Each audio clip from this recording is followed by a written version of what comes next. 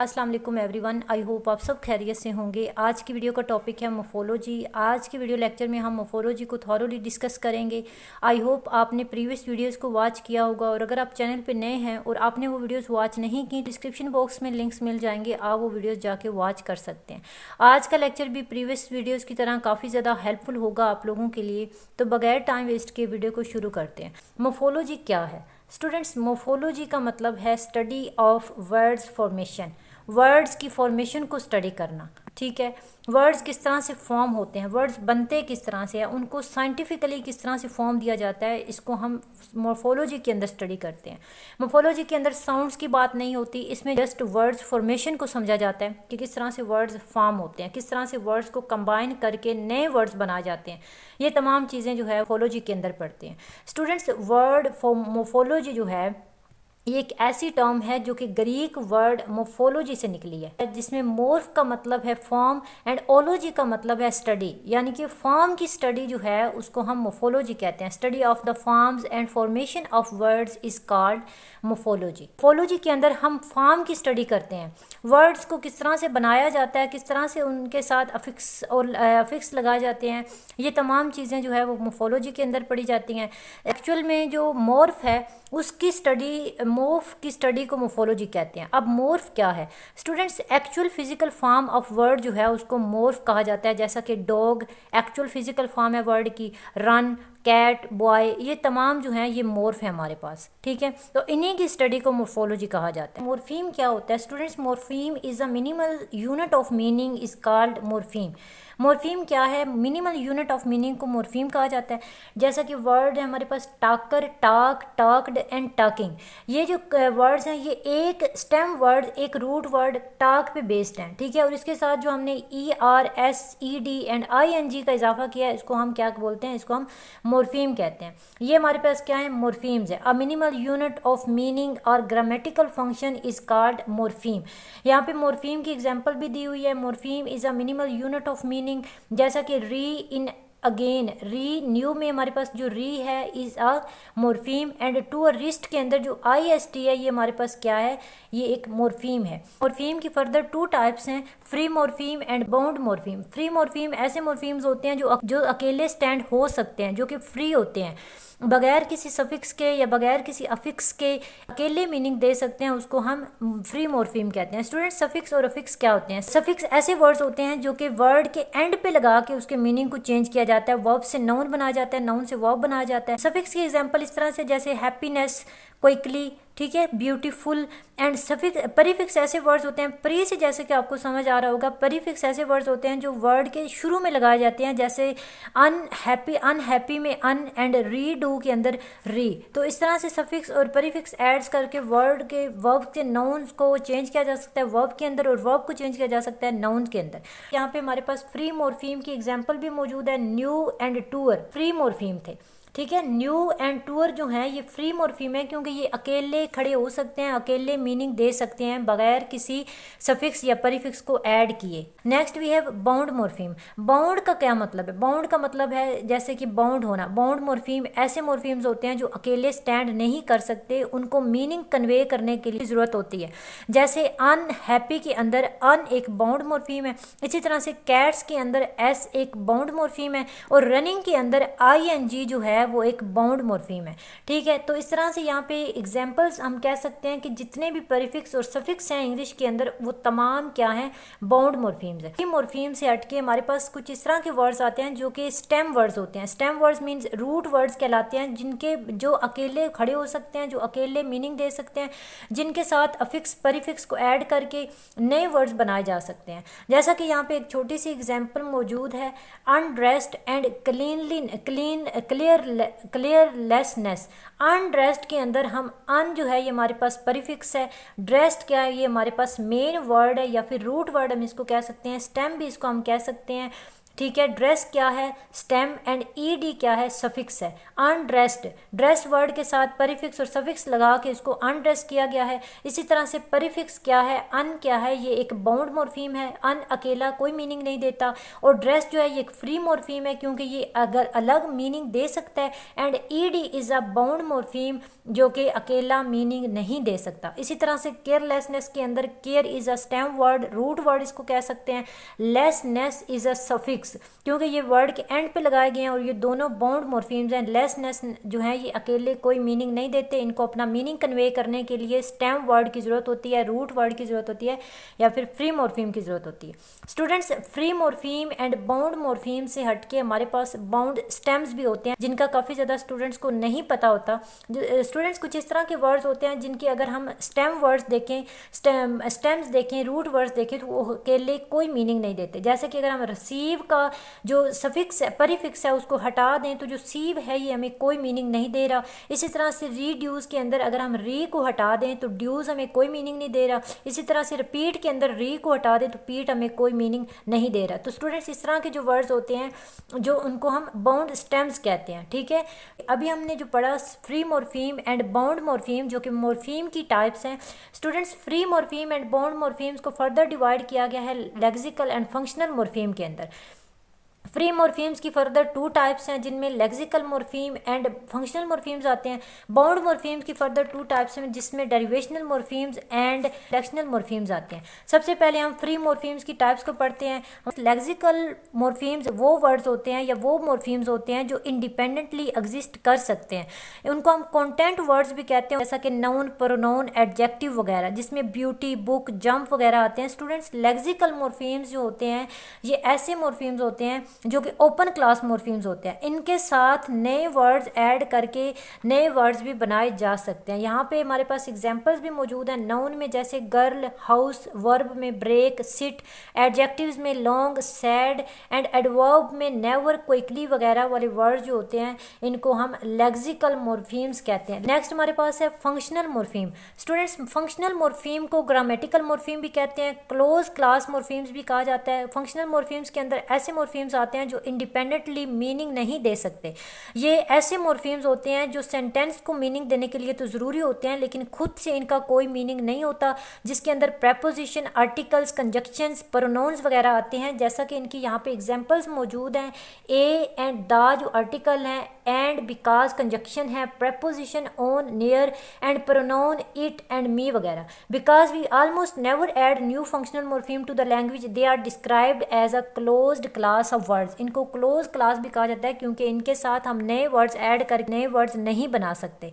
Next हमारे पास है types of bound morphemes. तो टाइप्स ऑफ बाउंड मॉर्फीम्स में हमारे पास सबसे पहले है डेरिवेशनल मॉर्फीम्स। डेरिवेशनल मॉर्फीम्स क्या होते हैं? डेरिवेशनल मॉर्फीम्स का मतलब है एक रूट वर्ड के साथ नया वर्ड जोड़कर उससे नया वर्ड बनाना जिससे उस वर्ड की ग्रामेटिकल कैटेगरी जो है वो भी चेंज हो जाए। डेरिवेशनल मॉर्फीम कहते हैं जैसे वर्ब से नाउन बनाना, नाउन से एडजेक्टिव बनाना। एग्जाम्पल के थ्रू हम इसको समझते हैं। डेरिवेशनल मॉर्फीम इससे क्या है, अगर हम इसको मेंट को इनकरेज के साथ जोड़ देंगे तो इसकी इनकरेजमेंट जो है इसकी ग्रामेटिकल कैटेगरी भी चेंज हो जाएगी, ये एक नाउन बन जाएगा। ठीक है, the noun class can become a very classified to the addition of the derivational morphemes। जिस तरह से एक और एग्जांपल के साथ समझते हैं, हैंगर का जो वर्ड है ये वर्ब है हैंग, ठीक है, और अगर हम इसके साथ ई आर जो कि एक डेरिवेशनल मॉर्फीम है वो लगाएंगे तो वर्ब जो है वो नाउन बन जाएगा हैंगर।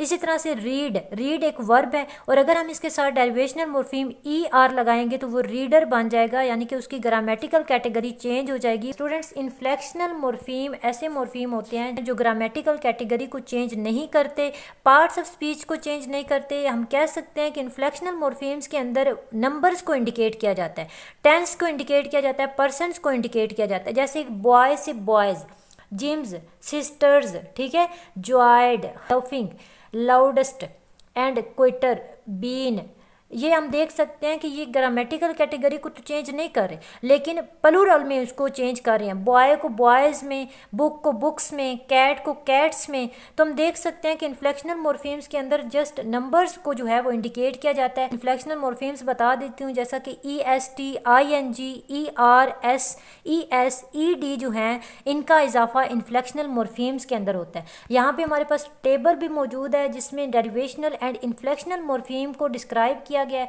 जैसा कि क्रिटिक क्या है, critic is a stem word, root word. और नाउन क्रिटिसिज्म, अगर हम ISM लगाएंगे तो नाउन जो है वो क्रिटिसिज्म, नाउन क्रिटिसाइज वर्ब बन जाएगा। और अगर हम इसके साथ IZE लगाएंगे और अगर इसी क्रिटिक के साथ अगर हम AL का इजाफा करेंगे तो वो वर्ब एडजेक्टिव बन जाएगा, यानी कि डेरिवेशनल बन जाएगा। डेरिवेशनल वो होता है जो अपनी ग्रामेटिकल कैटेगरी भी चेंज कर दे। तो इस तरह से वर्ब से नाउन बनाना, नाउन से वर्ब और वर्ब से एडजेक्टिव बना देने को हम डेरिवेशनल मॉर्फीम कहते हैं। नेक्स्ट एग्जांपल है हमारे पास इन्फ्लेक्शनल मॉर्फीम। इन्फ्लेक्शनल मॉर्फीम्स के अंदर जस्ट नंबर्स को इंडिकेट किया जाता है, प्लूरल बनाया जाता है, सिंगुलर बनाया जाता है, जैसे जिम्स। और उसके अलावा सिस्टर्स, लाइक्स।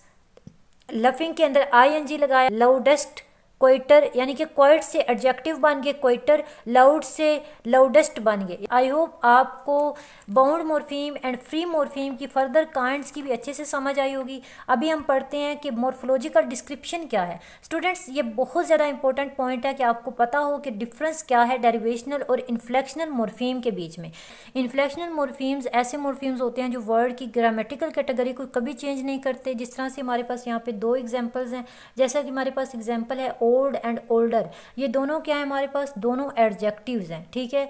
तो दोनों एडजेक्टिव्स हैं। यहाँ पे इन्फ्लेक्शनल ER जो है ये एक इन्फ्लेक्शनल मॉर्फीम के तौर पे काम कर रहा है और ये ग्रामेटिकल कैटेगरी को चेंज नहीं कर रहा, बल्कि जस्ट 2 टाइप की हमारे पास एडजेक्टिव्स जो हैं वो पेश कर रहा है, ठीक है। 2 तरह के एडजेक्टिव्स को क्रिएट कर रहा है। डेरिवेशनल मॉर्फीम्स है वो वर्ड की ग्रामेटिकल कैटेगरी को चेंज करते हैं। इसकी एग्जांपल इस तरह से समझते हैं, जैसे वर्ब है टीच, अगर हम इसके साथ ER लगाएंगे तो वो टीच से टीचर बन जाएगा, यानी कि वर्ब से नाउन बन जाएगा। डेरिवेशनल मॉर्फीम्स जो हैं वो वर्ड की ग्रामेटिकल कैटेगरी को चेंज कर सकते हैं, जबकि इन्फ्लेक्शनल मॉर्फीम्स के अंदर वर्ड्स की ग्रामेटिकल कैटेगरी को चेंज नहीं किया जा सकता। जैसा कि हमने यहाँ पे एग्जांपल के थ्रू समझा, ER जो कि एक सफिक्स है और ये सफिक्स ओल्डर में एज इन्फ्लेक्शनल मॉर्फीम अपना रोल प्ले करता है जो कि एडजेक्टिव है, और टीचर के अंदर as derivational morpheme role play करता है जो कि एक नाउन है। आई होप आपको इसकी अच्छे से समझ आई होगी। अभी हमारे पास एक डिस्क्रिप्शन भी इसकी मौजूद है जिसके थ्रू हम इसको मज़ीद अच्छे से समझ सकते हैं। The teachers wildness shocked the girls parents, ठीक है। अब इन एलिमेंट्स में हम जो बाउंड मॉर्फीम्स हैं, स्टेम्स हैं, इन्फ्लेक्शनल मॉर्फीम्स, डेरिवेशनल, लेक्सिकल, ये तमाम फाइंड आउट करेंगे। द टीचर्स, यहाँ पे जो दा है, फंक्शनल मॉर्फीम क्या है, दा जो है ये एक फंक्शनल मॉर्फीम है। टीच इज़ अ लेक्सिकल क्योंकि ये अकेला खड़ा हो सकता है। ER is the derivational morpheme and S is a inflectional morpheme, क्योंकि इन्फ्लेक्शनल मॉर्फीम्स जो होते हैं वो जस्ट नंबर्स को ऐड करते हैं, ठीक है, जस्ट वो केस बताते हैं, पर्सनस बताते हैं, टेंस को समझाते हैं, ठीक है। और लेक्सिकल में वाइल्ड जो है ये एक लेक्सिकल है, लेक्सिकल मॉर्फीम है क्योंकि ये अकेला खड़ा हो सकता है, इसको किसी बाउंड मॉर्फीम या सफिक्स प्रीफिक्स की जरूरत नहीं होती। Ness again is a derivational morpheme. Shock ये क्या है, ये एक लेक्सिकल मॉर्फीम है। ED जो कि एक इन्फ्लेक्शनल मॉर्फीम है। इस तरह से दा अगेन एक आर्टिकल हमारे पास यूज हुआ है जो कि फंक्शनल मॉर्फीम के अंदर आता है। Girl is a lexical morpheme.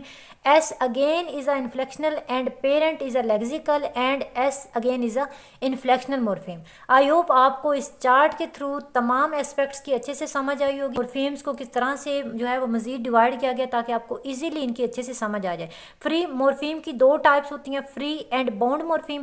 Free morpheme की फर्दर 2 टाइप्स हैं, lexical and functional morpheme, and bound morpheme की फर्दर 2 टाइप्स हैं, derivational morpheme and inflectional morpheme. Students, morphology के अंदर नए वर्ड्स किस तरह से बनाए जा सकते हैं। सबसे पहले हमारे पास है अफिक्सेशन। अफिक्सेशन में सफिक्स और परिफिक्स आते हैं हमारे पास। जिस तरह से हम वर्ड्स के साथ सफिक्स एंड परिफिक्स ऐड करके नए वर्ड्स बना सकते हैं, जैसे माइंड से रीमाइंड, ठीक है। I did not know about this refusal. Refusal को REFUSAL से मतलब हमने इससे क्या किया, नया वर्ड बना लिया, यानी कि वर्ड के साथ डेरिवेशनल अफिक्स को ऐड करके नए वर्ड्स बनाना अफिक्सेशन के अंदर आता है। नेक्स्ट हमारे पास है कंपाउंडिंग। कंपाउंडिंग से मतलब है दो या दो से ज़्यादा लफ्ज़ों को जोड़कर एक नया लफ्ज़ बनाना, जैसा कि skateboard, notebook, text book, fingerprint, breakfast, wallpaper, ये तमाम एग्जांपल्स हैं कंपाउंडिंग की। नेक्स्ट भी है ज़ीरो डेरिवेशनल। ज़ीरो डेरिवेशनल को स्टूडेंट्स कन्वर्जन भी कहा जाता है। ज़ीरो डेरिवेशनल का मतलब ये है कि बगैर कोई फिक्स ऐड किए नया लफ्ज़ बनाना, जो अल्फाज ऑलरेडी मौजूद हों उन्हीं को यूज़ करके नया वर्ड बनाना। जैसा कि गूगल का हमारे पास वर्ड आता है, हम गूगल करना कहते हैं तो वो एक गूगल जो एक नाउन है और गूगल करना एक वर्ब बन जाता है। इसी तरह से बटर, बटर का मतलब है मक्खन, तो टू स्प्रेड बटर, यानी कि उन्हीं के साथ हम अफिक्सेस को ऐड करके नए वर्ड्स बनाते हैं, नए मीनिंग बनाते हैं। इसी तरह से नेक्स्ट हमारे पास है स्ट्रेस शिफ्ट। स्ट्रेस शिफ्ट में हम पढ़ते हैं कि किस तरह से स्ट्रेस चेंज करते हैं एक सिलेबल पर, जब भी वो ग्रामेटिकली कैटेगरी को चेंज कर रहा हो, ठीक है। जैसा कि रिकॉर्ड, ठीक है, री परमिट, परफेक्ट। जब हम परफेक्ट बोलते हैं तो परफेक्ट का मतलब है कि नाउन कंप्लीटनेस है, ठीक है, उसकी कंप्लीटनेस को शो करे। लेकिन जब हम परफेक्ट या एक सिलेबल पे ज़्यादा स्ट्रेस देते हैं, अपने स्ट्रेस को शिफ्ट करते हैं, तो इट्स मीन कि आउट ऑफ फ्लॉज को शो कर रहा है। नेक्स्ट हमारे पास है क्लिपिंग। क्लिपिंग के अंदर आता है कि जब हम एक लंबे लफ्ज़ को तो शॉर्ट करके एक नया लफ्ज़ बनाते हैं, जैसे टेलीफोन से फ़ोन, इसी तरह से प्रोफेसर से प्रोफ, और इसी तरह से डॉक्टर से DR। नेक्स्ट हमारे पास है एक्रोनिम। एक्रोनिम फंक्शंस क्या, एक्रोनिम फॉर्मेशन क्या होती है? एक्रोनिम फॉर्मेशन को हम एब्रीवेशंस भी कहते हैं, इनिशियलिज्म भी कहते हैं। लफ्ज़ों के इनिशियल लेटर्स को जोड़कर एक नया लफ्ज़ बनाना। नासा का वर्ड है NASA, means national aeronautics and space administration. उसके बाद FBI, federal bureau of investigation, NATO and SAARC वगैरह, यानी कि वर्ड्स के एब्रीवेशंस को हम एक्रोनिम कहते हैं। नेक्स्ट भी है ब्लेंडिंग। ब्लेंडिंग क्या है स्टूडेंट्स? दो लफ्ज़ों को मर्ज करके एक नया लफ्ज़ बनाना, उसको हम ब्लेंडिंग कहते हैं। जैसा कि ब्रेकफास्ट और लंच को जब हम जोड़ते हैं तो एक वर्ड ब्रंच बनता है। इसी तरह से मोटर और होटल को जोड़ के एक वर्ड बनता है मोटल। नेक्स्ट हमारे पास है बैक फॉर्मेशन। बैक फॉर्मेशन का क्या मतलब है? एक ऐसा लफ्ज़ जो ऑलरेडी अपना मीनिंग कन्वे कर रहा है, उसी वर्ड से एक अफिक्स हटाकर नया लफ्ज़ बनाना, जिसको हम बैक फॉर्मेशन कहते हैं। जैसा कि एडिटर से एडिट, ऑप्शन से ऑप्ट, ठीक है, एंथुसिज्म से एंथ्यूज, एंड डोनेशन से डोनेट, एंड ऑप्शन से ऑप्ट वगैरह। उसके बाद हमारे पास आता है बोरिंग। बोरिंग क्या होता है? बोरिंग का मतलब होता है कि बोरो करना, ठीक है, दूसरी ज़ुबानों से लफ्ज़ बोरो करना। जैसे बैलेट फ्रेंच ज़ुबान से बोरो किया गया वर्ड है। स्टूडेंट्स ओवरऑल अगर हम देखें हिस्टोरिकली तो इंग्लिश लैंग्वेज ने काफ़ी ज़्यादा वर्ड्स जो है वो दूसरी ज़ुबानों से बोरो किए हैं। जैसे पियानो जो है ये एक इटालियन वर्ड है, jewel is a French word, yoghurt is a Turkish word, ठीक है। तो हम देख सकते हैं कि throughout history English language ने बहुत ज़्यादा वर्ड्स को अडॉप्ट किया हुआ है। नेक्स्ट हमारे पास है अनोमेटोपिया। अनोमेटोपिया क्या है स्टूडेंट्स? अनोमेटोपिया नेचुरल साउंड्स को इमिटेट करके नया वर्ड्स बनाना, जैसे मियाओ, ठीक है, हरी, हम एंड बंग, ठीक है, जंगलिंग, लिंकिंग, ये तमाम ऐसे वर्ड्स हैं जो कि इमिटेटेड हैं, यानी कि साउंड, नेचुरल साउंड्स को इमिटेट करके एक वर्ड्स बनाया गया जिसको हम अनोमेटोपिया के अंदर पढ़ते हैं। उसके बाद है सेंटेंस कंडेंसेशन। सेंटेंस कंडेंसेशन क्या होता है कि किस तरह से वर्ड्स को जो है वो एक सेंटेंस में कंडेंस करते हैं। इंग्लिश लिटरेचर में हमारे पास कुछ वर्ड्स हैं, जैसा कि मैं टच मी नॉट, ठीक है, merry go, stay at home, इस तरह के वर्ड्स जो होते हैं उसको हम सेंटेंस कंडेंसेशन कहते हैं। ये तो थी आज की वीडियो स्टूडेंट्स, जिसमें हमने मॉर्फोलॉजी को थॉरोली डिस्कस किया। आई होप आपके तमाम कॉन्सेप्ट्स अच्छे से क्लियर हुए होंगे। अगर आपकी कुछ क्वेरीज रह जाती हैं तो आप कमेंट सेक्शन में ड्रॉप कर सकते हैं। वीडियो अच्छी लगे तो वीडियो को लाइक कर दें, चैनल को सब्सक्राइब लाजमी करना। अपना रखिएगा ख्याल, मिलते हैं नेक्स्ट वीडियो में। अल्लाह हाफिज़।